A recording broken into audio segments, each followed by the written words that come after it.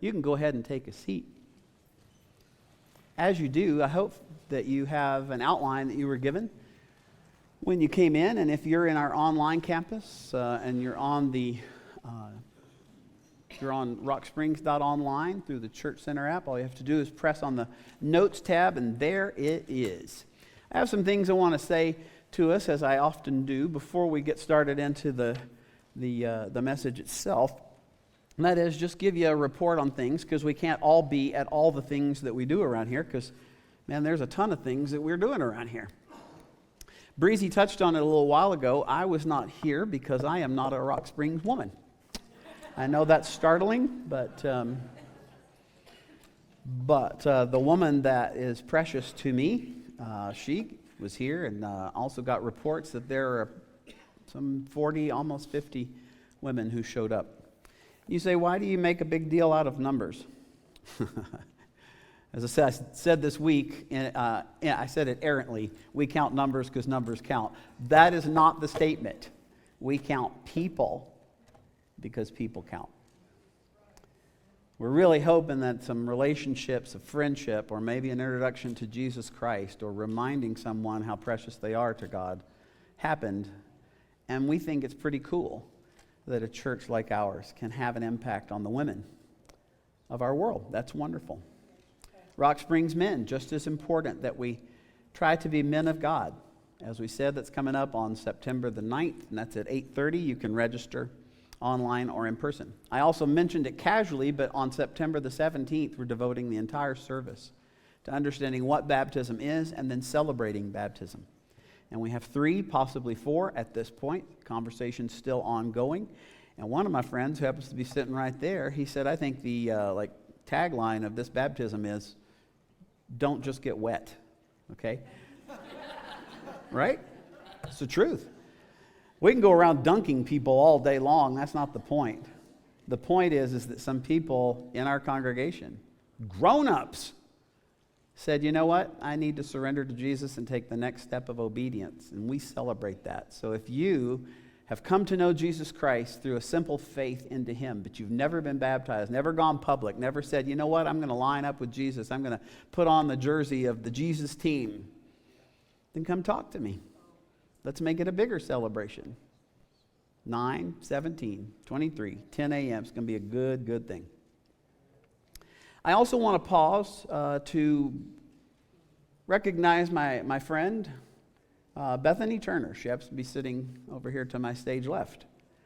Bethany Turner is not always in front of the camera for you, but she really leads and coordinates everything having to do with our online campus, and then a ton of other things.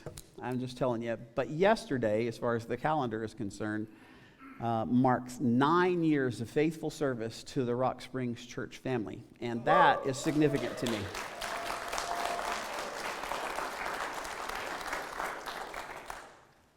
I told her we're going to have a parade, but I was just kidding. We're not going to have a parade. But I will have to say, faithful service to Rock Springs, and just like Tanya and myself, she's played practically every part you can play at Rock Springs, just trying to help people become equipped. And I also want to say this straight up, that Bethany Turner and Tanya Fish are not executive assistants to David Ramsey. They are co-workers, co-laborers with me. They lead, and they lead like women like Deborah of the Old Testament, and they lead like Priscilla of the New Testament. And they are, watch this, I stayed up all night trying to get this ready. They are cut from the same cloth as women like Lydia. And for those of you who are Bible nerds in Sunday school,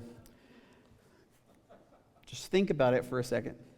Cut from the same, Allie got it. 2 thumbs up online. Y'all look that up. It's in the New Testament. I just made a New Testament joke. It's wonderful. Okay. Amen. I just want you to understand. Thank you, Bethany. Thank you, Tanya. You are faithful servants of Jesus Christ. I hold you in high regard. Thank you so much. Starting a new series today. And if you serve at Rock Springs in any capacity, large or small, I'm begging you, even if you have to be out of town, catch it on the archive. Do not miss any of this. because what I'm about to unpack for us over these several weeks coming up, it's connected to what we do as we serve Jesus Christ together. Over the last several months, we've been nailing down some important things like the Bible teaching on what does it mean to belong as a part of the body of Christ. What does it mean to be a participant in the body of Christ, not just someone who consumes.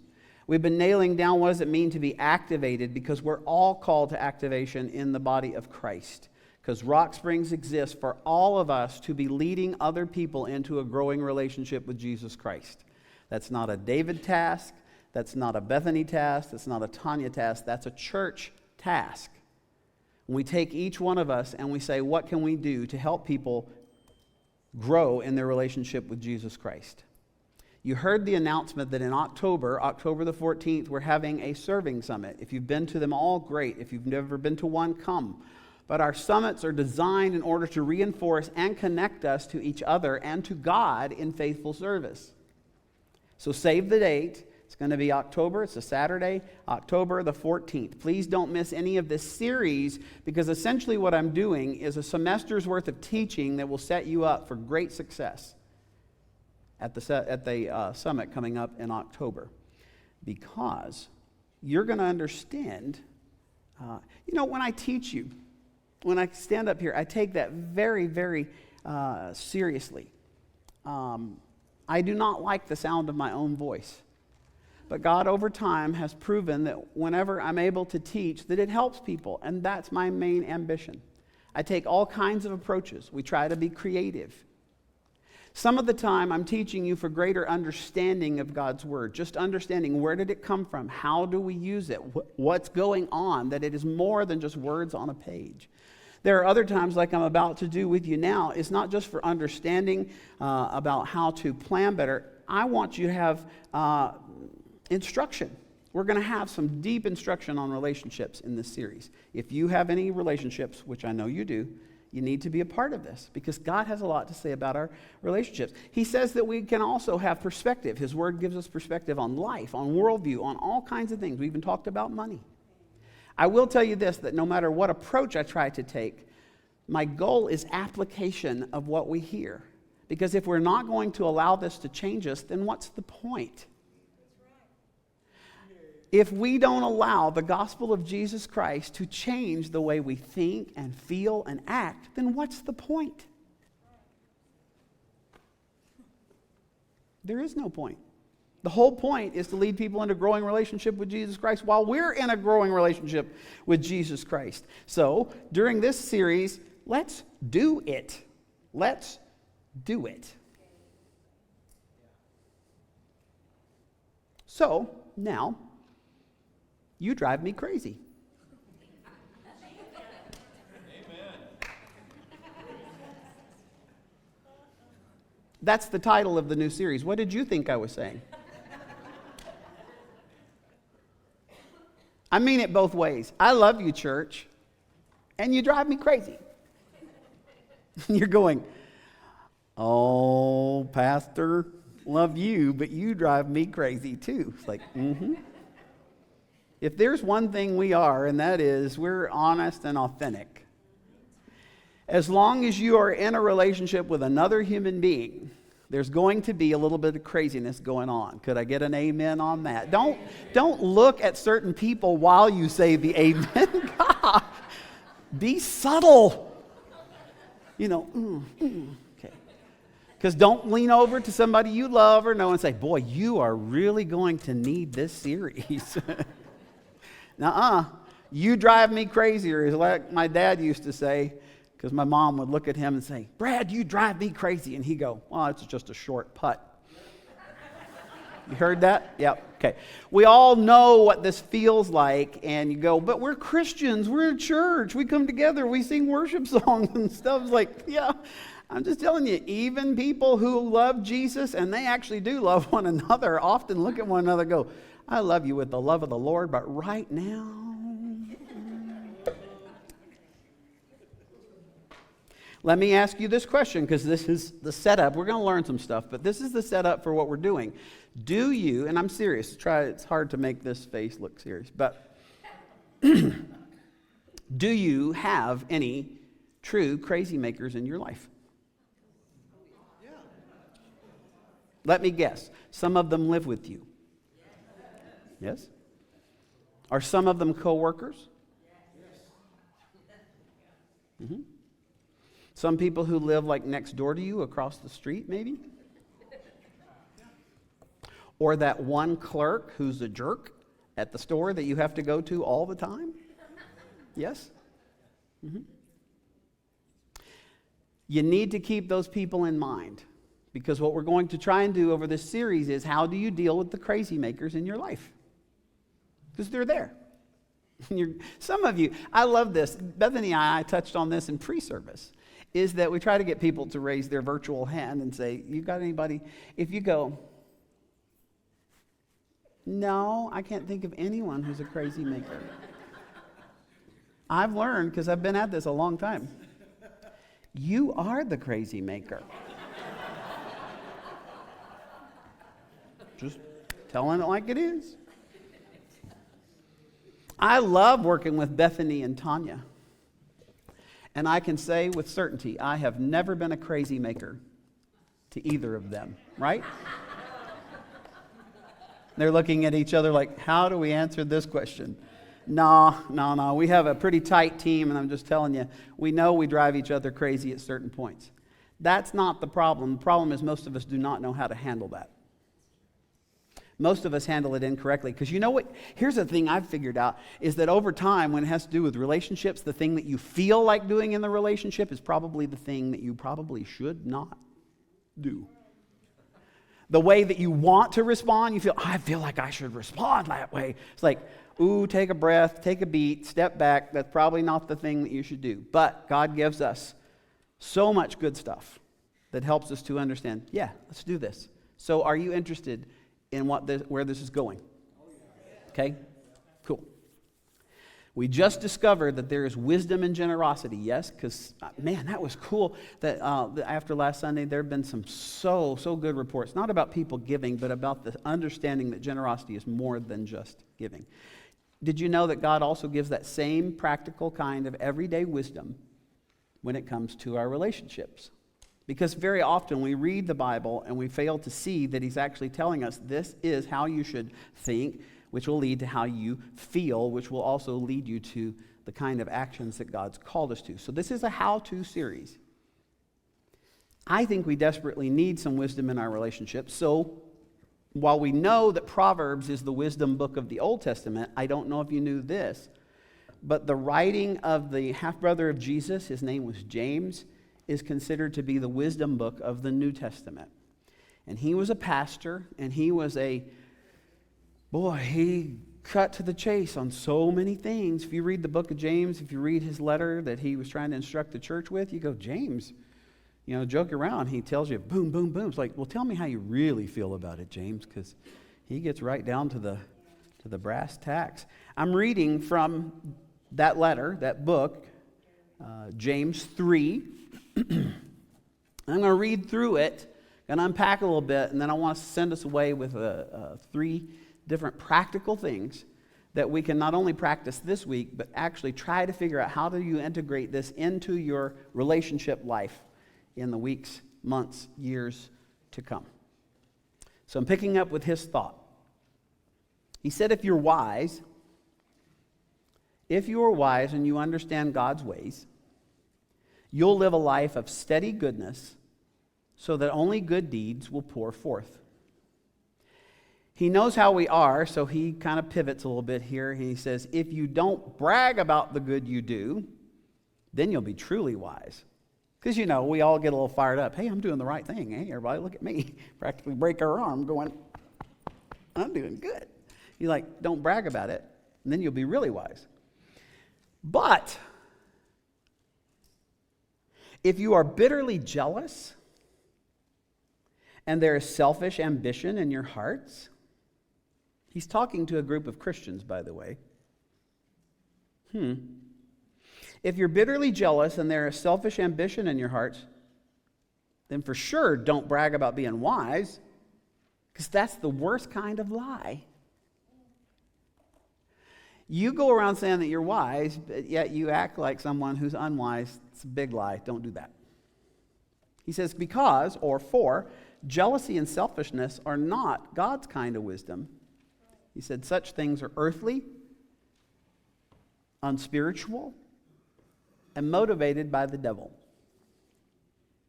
Because he says, for wherever there is jealousy and selfish ambition, which jealousy and selfish ambition only happen in the context of relationship. Where there is jealousy and selfish ambition, there you will find disorder and every kind of evil. Verse 17, he says, the wisdom that comes from heaven, though, is first of all pure. It's also peace-loving, gentle at all times, and willing to yield to others. It is full of mercy and good deeds. It shows no partiality and is always sincere. Verse 18. Those who are peacemakers plant seeds of peace, and they reap a harvest of goodness. There's so much to chew on in that. There is no way on earth we could get through it in one day. So we're going to try and unpack that this week and next week, particularly verse 17. But I just want us to walk through this before we get to the practical stuff. James, half-brother of Jesus, did not believe that his brother was the Savior of the world until he resurrected from the grave. So if you go, I'm not sure who Jesus is, you're in good company. James, though, once he did that, once Jesus came out of the grave, saw who Jesus really was, that's whenever he devoted his life to it, and he died as a martyr for the cause of Christ. I think we should take his words pretty seriously, because what he's doing here for the sake of those people that he loves in the church and churches that he pastored, he exposes several important truths about relationships that you probably will not hear anywhere else except in a Christ-honoring church. I want you to see that if you want to understand that whole passage, you start at the bottom, and that is verse 18 is where he was going. It is the key that unlocks all the truth whenever he says, those who are peacemakers plant seeds of peace and reap a harvest of goodness. Here's what that same verse says in the paraphrase known as the Message.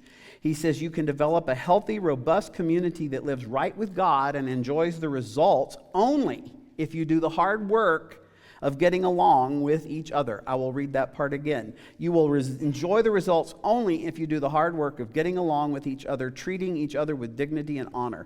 If I understood him correctly, and that is a good, accurate paraphrase, getting along with other people is hard work. Now, that's where you might not say amen, but you can go, oh no, or mm-mm.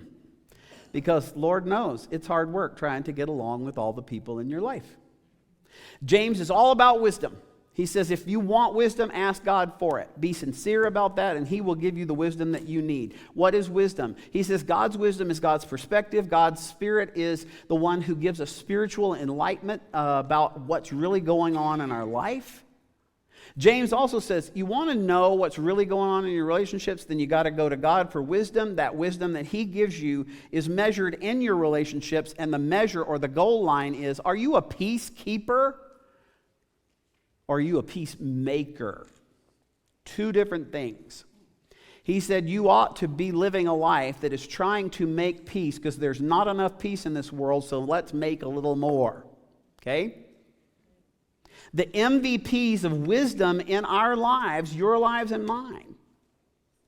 We know the MVPs because they are the peacemakers, not the peacekeepers. Because sometimes conflict is the most important thing that needs to happen, because that's where we expose truth and our lives are sharpened.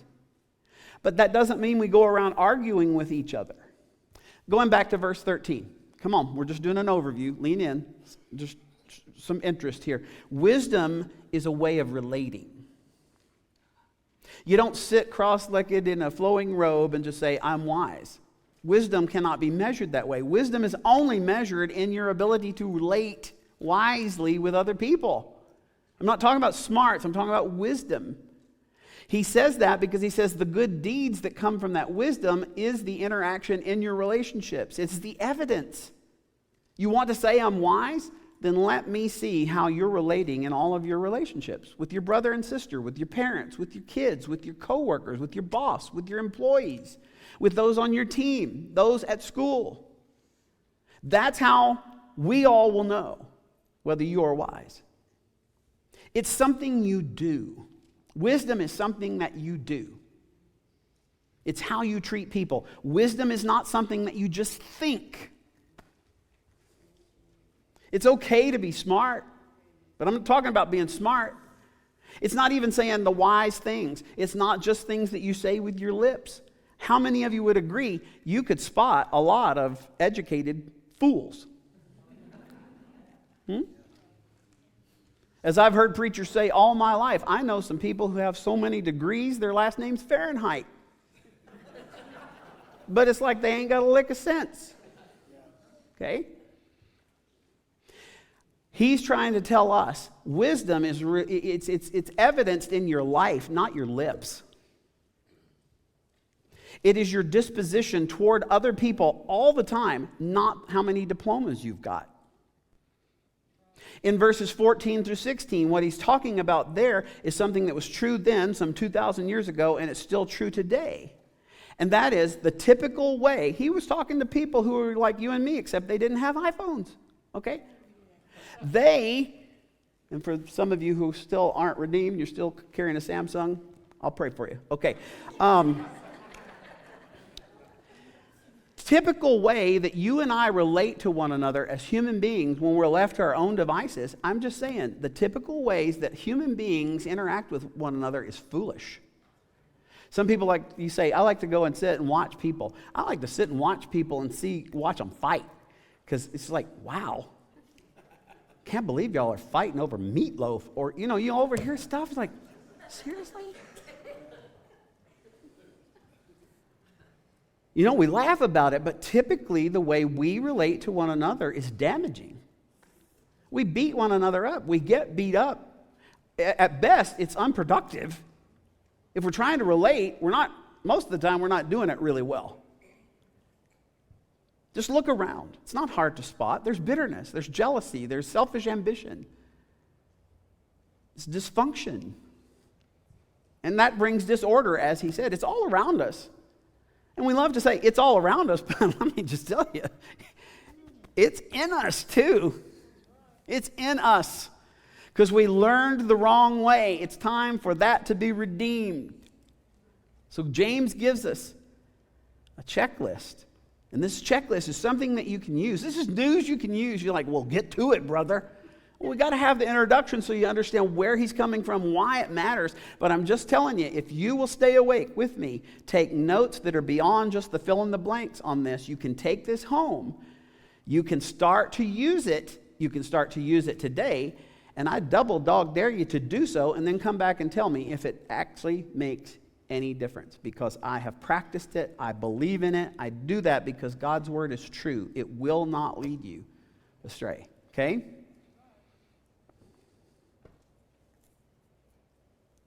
You need this with your family, your friends, your work, your school, online, wherever it may be. Online. Ooh, I'm going to go there. I'm going to go there. Some of you,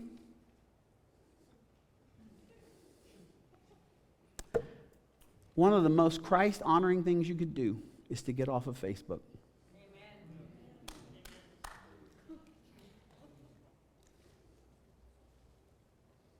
Apply this to things that you do online. It's not hard to spot people who drive you crazy. But I want you to see it again. Why is that? Because if relationships have to do with them and you have to always remember you are half of the equation. And chances are, things that you have said or posted, didn't say, or failed to show up for, your incorrect, your unwise reactions have made things worse. In other words, he's brutal, let's be brutal together. We are doing something, but we're probably doing the wrong thing. So I hope you come to this with some humility and simply say, I think I could learn some things. I think I could make some adjustments on this. Because what he said you're doing is everybody in every realm of life, every day, is planting seeds. You are planting seeds that are growing up. What kind of seeds are you planting? Are you planting seeds of trust and peace making? Or are you planting seeds of distrust and doubt and anger? Are you sowing seeds of peace? I want us to see how can we plant seeds of peace. And it goes back to this whole thing. Just be wise with God's wisdom. Get God's wisdom, practice it, become a peacemaker. Let's look at three things. Three things that peacemakers never do. Okay? But there is a positive side to these coins. What James said here is wisdom that comes from heaven. In other words, God's wisdom. God's wisdom is, first of all, say it out loud with me. What did he say? Wisdom is, ooh, yeah. Y'all are paying attention. Woo! Pure, uncorrupted, unsullied, clean, unpolluted, clear, untainted. We think of it often as pure water. We all want to be able to drink pure water. You don't want to drink sullied water, tainted water, poisoned water. He's saying the wisdom that comes from God, the kind of wisdom that you and I need, you know it because it's pure. It is exactly what it is. It is uncorrupted. It is clean. How does that translate into our life, though? He said, if you practice the wisdom that is pure, the real word that we can use in our day and time is a life of integrity, which comes from the idea of it is integrated. All the parts are not just different parts. They are integrated into one unified whole. I have so many thoughts along these lines, and we could stay forever, but I'm going to try and watch our time, okay? We might just watch it go round and round and round. I don't know. So many people throughout my life in ministry have this concept that I'm going to give God a slice of the pie of my life. They imagine their life as an entire pie. And they say, I'm going to give God like the Sunday slice. Okay? But I'm going to keep on holding on to the Monday, Tuesday, Wednesday, Thursday, Friday, Saturday slice. But I'll give God that Sunday slice, okay? Or they divide it up. It's like, I'm going to give God my worship slice, but you know, the sexual behavior slice, that's mine. My money slice is mine. My work slice is mine, all that stuff. And I'm saying that is a faulty way of thinking about your relationship to God, because you're thinking of your life as though the pie belongs to you. See, there's the thing. He is the pie plate, man. He's holding the whole thing. It already all belongs to him, but how much are you holding on to? How much are you giving to him? Have an integrated life that the money, the sex, the power, the relationships, the thoughts, everything belongs to him. Because where he's going with this is, if it has to do with integrity, he's talking about your heart, the core of who you are. You and I, as peacemakers, we have to understand that we need to be living a life of integrity. You say, why? Well, follow me here, because this is just very basic, but we don't think about it enough. Every relationship in your life, no matter how intimate or just distant, it doesn't matter. Every relationship, true relationship in your life is built on trust. Trust is built on truth. If you don't have truth going on in your relationship, you don't have trust. And that means you don't have a relationship. You go, but I'm related.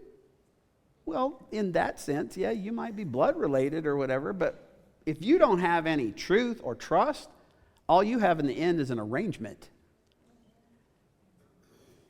If you want a relationship, it has to be based on trust, and trust is only built on truth.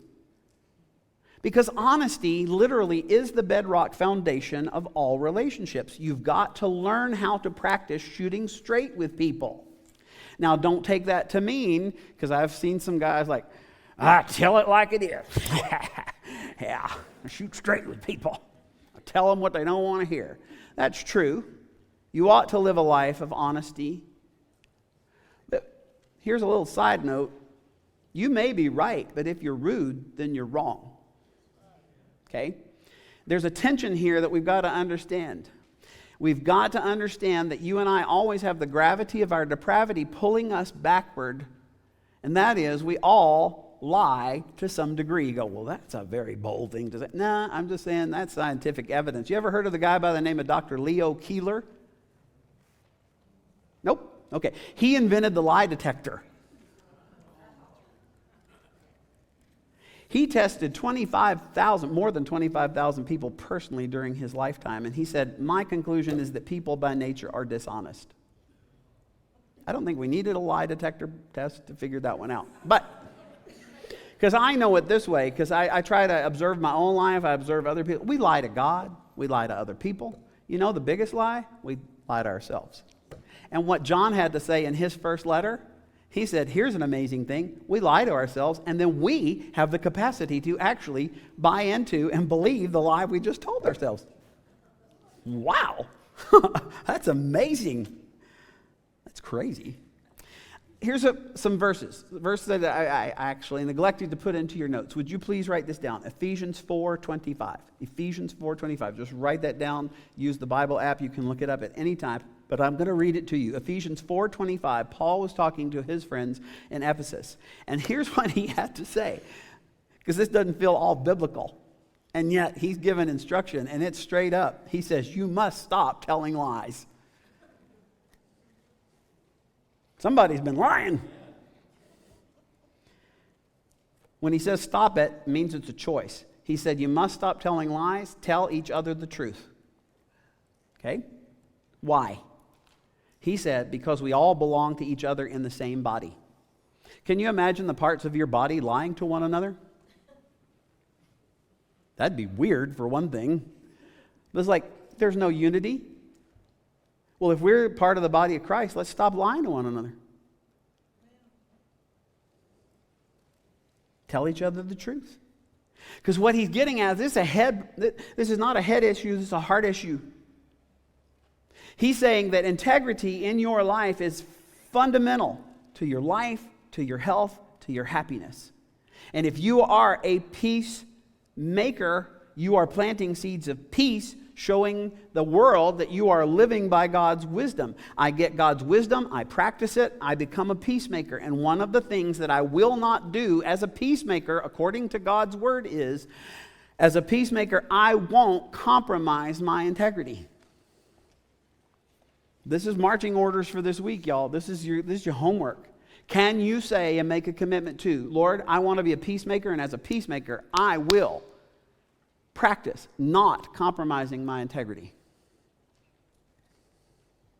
I won't violate my conscience. I won't compromise my convictions. I will not live a double life. I won't pretend to be somebody at CR or at church, and then I'll be somebody else. I will not lie to you. I will tell you the truth. Because real relationships are built on trust. Trust is built on truth. If there is no truth, there is no trust. No trust means we don't have a relationship, and I desperately want to have a relationship. I want to have good relationships. In Proverbs, the wisdom book of the Old Testament, Proverbs 2:7, it says that God grants a treasure of good sense to the godly. It's a hidden treasure. Ladies, are you with me on that? He provides a treasure to the godly. He is that. He is their shield. And he protects those who walk with, say it out loud, integrity. God grants a treasure of good sense to the godly. He is their shield, protecting those who walk with integrity. You and I both need protection against the crazy makers. Could I get an amen? Because sometimes they make you want to lose your religion. We'll get to that in a minute. We need the protection against the crazy makers, but we need correction from being a crazy maker. We're focused on being wise. We're focused on being peacemakers. So, that's something that we will not do. We will not compromise our integrity. Here's another thing. He goes on to say that wisdom that comes from heaven is not only pure, he also says, is it there on the screen, on the notes? It says that it's peace-loving. Wisdom is peace-loving. Listen, if you haven't gotten it yet, wise people are peacemakers. They're not troublemakers. If you keep seeing that trouble erupts every time you walk in the room, you might want to check what's going on there. Don't be a troublemaker. And sometimes troublemaking is so subtle. It's like, well, I'm observing what I see, and I'm just telling people that they're not doing it right. Wow, thank you.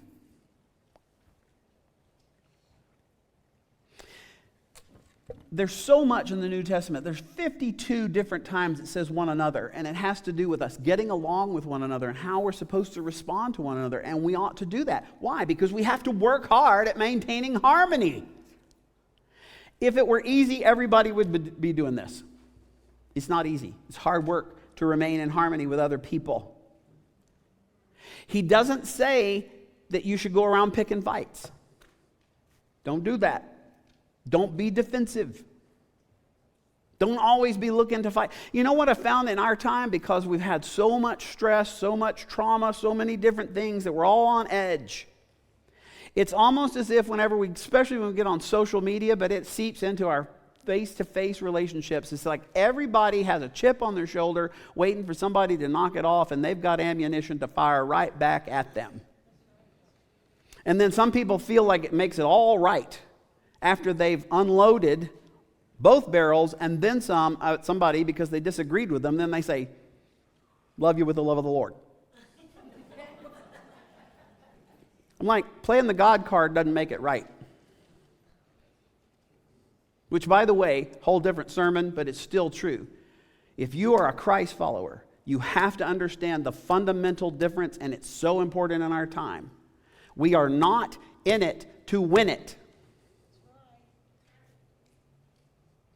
Jesus Christ came and lost for our benefit. And in the end, he is the winner. He did not try to prove anything to the Roman government, and he didn't try to prove anything to the temple system. He said, I'm taking this out a whole new door. Church, this is so crucial to our time. If you are trying to make someone the loser in any kind of argument that you are having, you are being disobedient. We are not here to win it. Man, sorry, that's not in my notes, but it is in my heart. All the evidence I need, and I don't stay on social media. I have the apps and all that kind of stuff, but every once in a while, the ones that get me, because I really like YouTube so I can watch my country music videos, but hey, that's me. You can get on there and somebody will say, this is how this is my pickle recipe. I scroll down to the comments. I've seen people pick a fight over pickle recipes.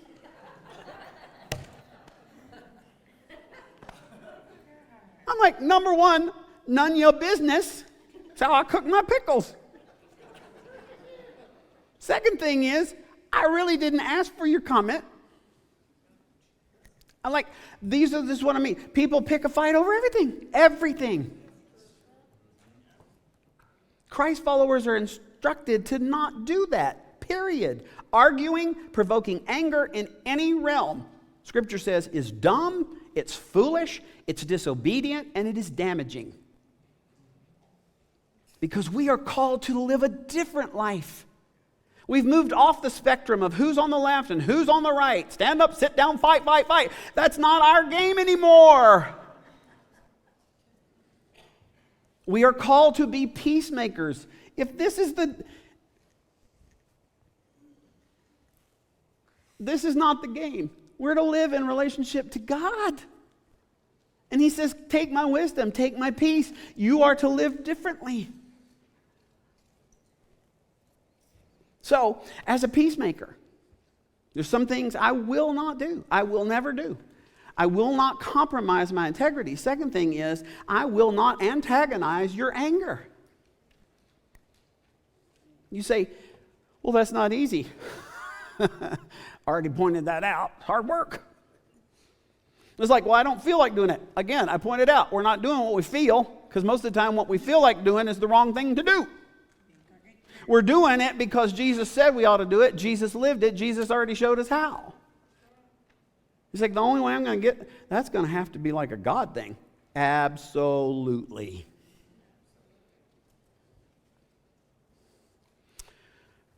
Do you have people in your life that you know them so well that it's like, it's just kind of like a fun game? I'm talking about the people who are like related to you or really, really close to you. And you know, because you're feeling a little ornery that day, and you know just exactly what to say. And it's like, eh. Eh, eh. Eh. And then they get all fidgety because like, eh.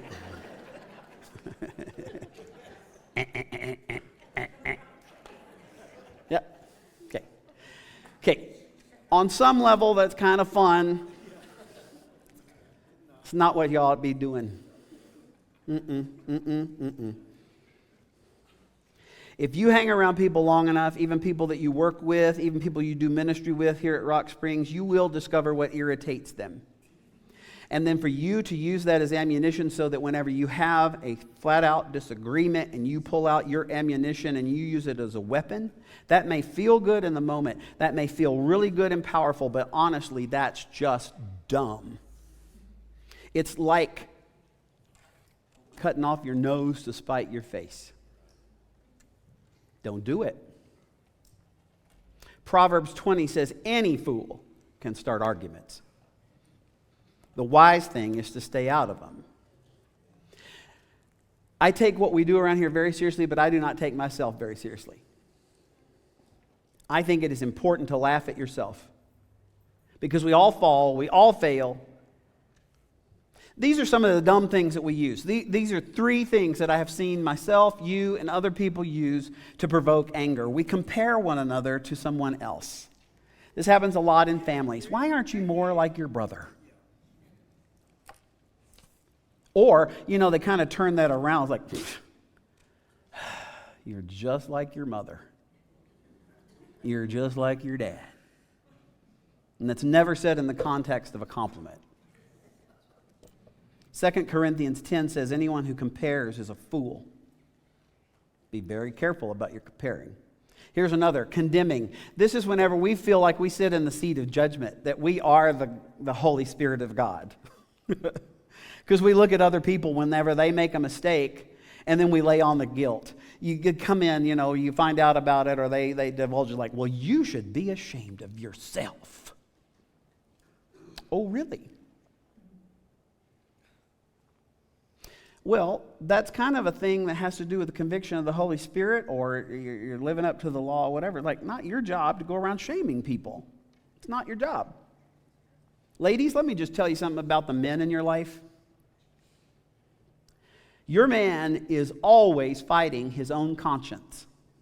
It's what we do. We know whenever we mess up.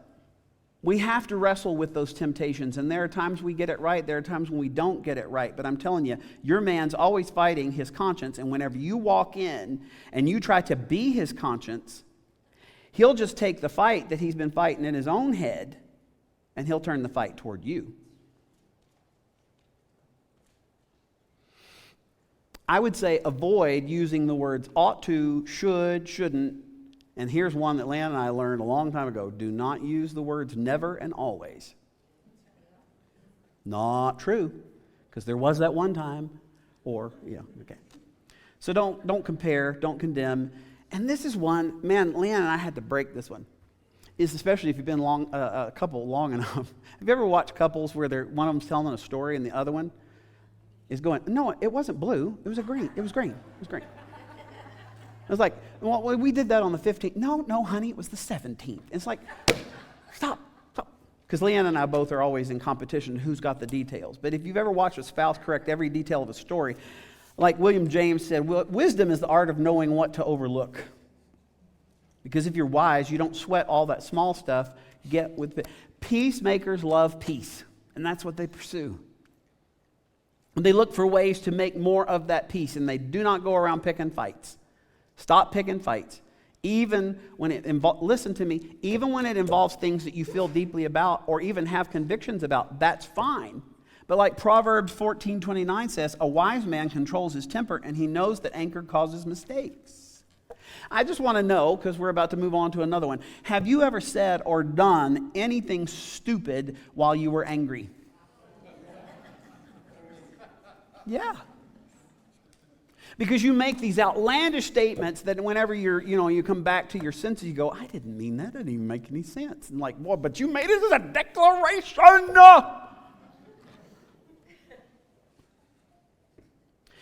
It's been proven by science, but it's been said so many times, when you get mad, your intelligence goes out the window. Because whenever you are angry for the wrong reasons and you do not control your anger, you actually lose your mind. But you have access to the wisdom that comes from heaven because God's not withholding it from us. We have to ask for it. And if we ask for His wisdom, it leads to peacemaking. And there are some things a peacemaker like you and I will not do. We will not compromise our integrity, and we will not intentionally antagonize other people's anger. Y'all getting this? Okay, let's go to the third one. The wisdom that comes from heaven is also gentle at all times. Gentle at all times. The wisdom that comes from heaven is gentle at all times. I looked up that word in the Greek, that word all in Greek, and it means all. I don't like that it says all. And yet, he's telling us the truth. God's word has proven to be true. The Living Bible translators, the paraphrasers, the word they chose to put in there is courteous, because this word is rich with meaning. The NIV, the New International Version, the word that they chose is the word considerate. It's gentle at all times. It's courteous at all times. It's considerate.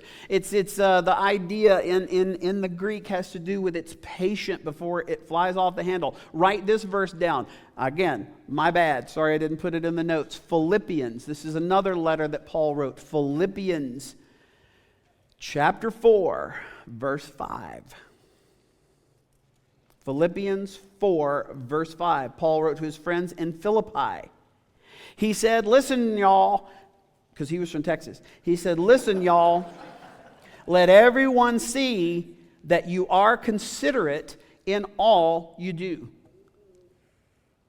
This is instruction from an apostle of Jesus Christ to his church in Philippi. Let everybody see that you are considerate in all you do. That means everybody, the people who are in the faith, those who are not in the faith. The literal translation in Greek is be mindful of the feelings of others. Be mindful of the feelings of others. All the time. In other words, you have to get into the habit of stop thinking about what you are thinking and think about what maybe they're thinking and the point of view where they're coming from.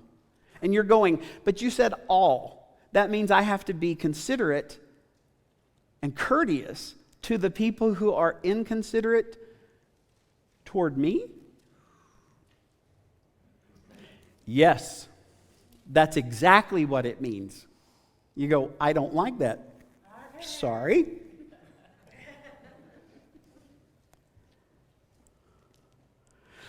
He makes the point is that that's what wise people do.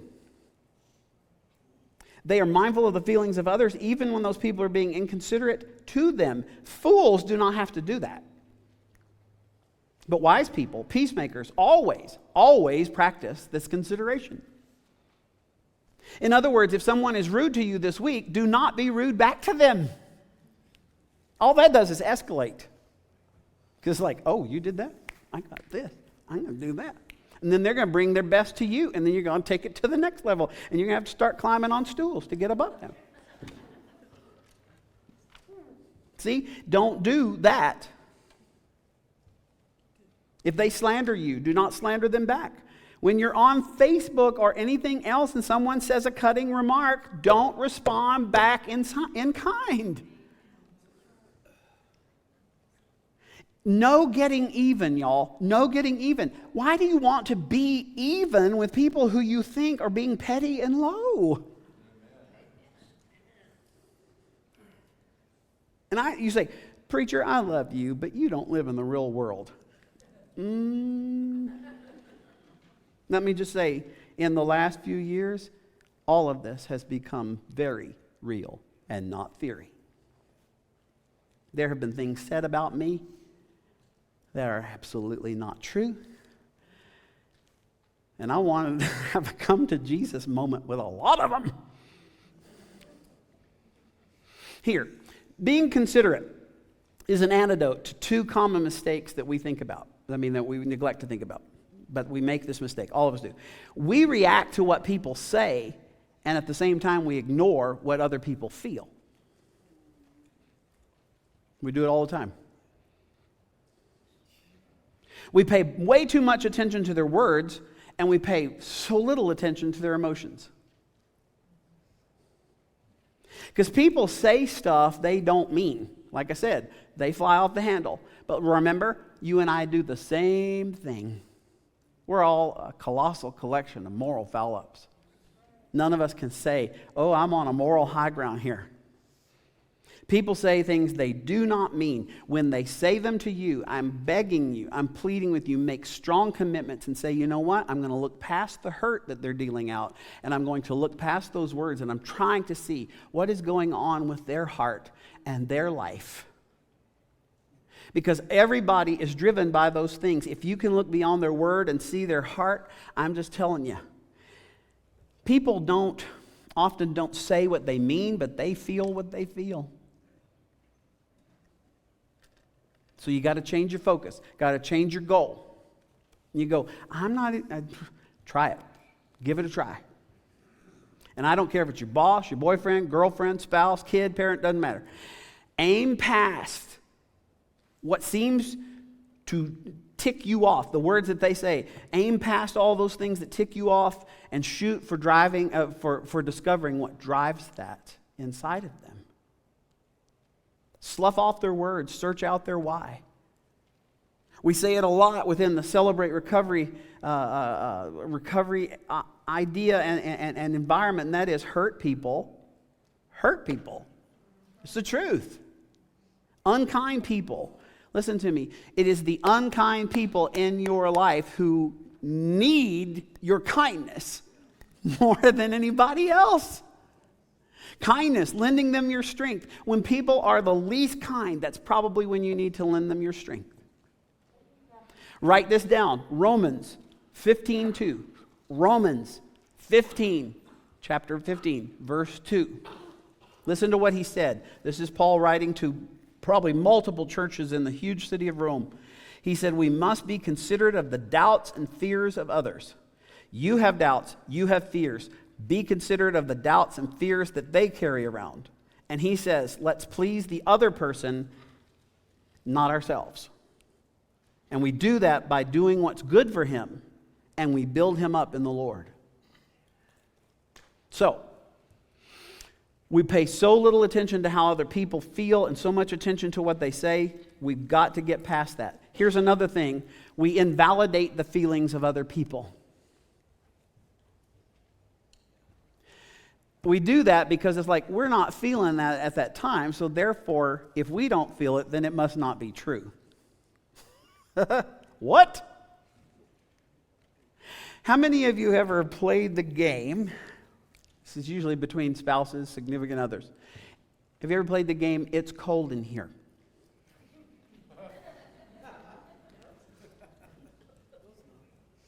Because one of you, and I'm looking at my coworkers, because I have a tendency to be the one that's always cold. I grew up in hot weather, and it gets cold around here, and I don't like it. Anyway, it's cold in here. And the other person says, no, it's not. Yeah, it is. No, must be something wrong with you.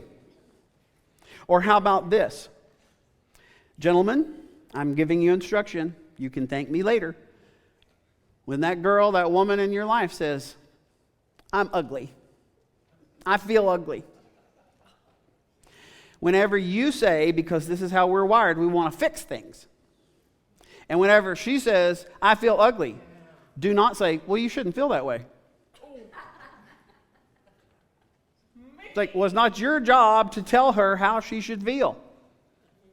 And it doesn't help whenever she says, well, I feel ugly. You're like, well, that's just crazy. That's nonsense. Don't say that. You know what you do in those kinds of things? It's just like when somebody says, I'm afraid, but you don't feel afraid. When someone says those kinds of things, simply ask them, tell me why you feel that way. They might not can even figure it out, and they might not can tell you, but it's not your job to tell them what they should or should not feel.